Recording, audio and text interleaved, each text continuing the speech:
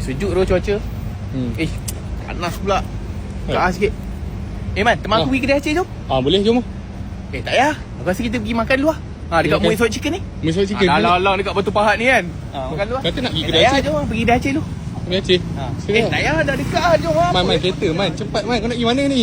Muay Soy Chicken. Kau nak order apa ni, Man? Aku nak order Tenji lah. Tenji, betul lah. Yang Zepi tu lah. Man. Zepi lah, Zepi. Tenji dengan Zepi benda berbeza. Kau nak mana satu? Plenty lah, plenty macam okey ke? Okay, confirm plenty. Okey, bubur ayam lah. Okay, kau nak yang mana saja? Kau nak Tenji ke, Zepi ke, plenty ke, bubur ayam, mana satu kau nak? Nombor akak tu lah, Kak. Nombor akak ni. Tak payah. Kak, bagi dia ni, keep meals. Macam ni, orang macam ni keep meals je, sesuai.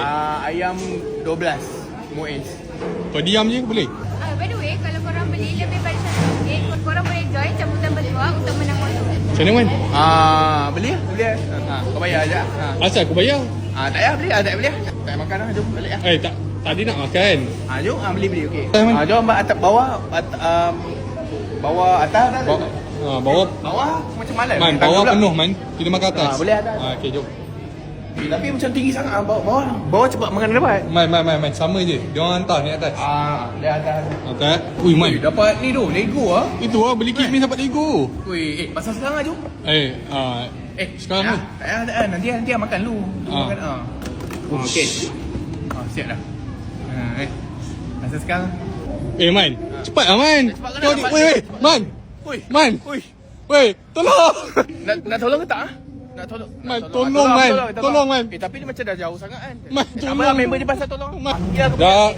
Man. Dah, benar lah kau, Man. Man. Man. Man. Man. Man. Nak pergi ke nak hidup? Man, bangun, Man. Man. Man. Aku tak nak pergi lagi. Aku nak enjoy lagi lah. Hutang kau lah. Kau tak bayar lagi kan? Macam tu aku pergi lah. Kau mati je lah bodoh.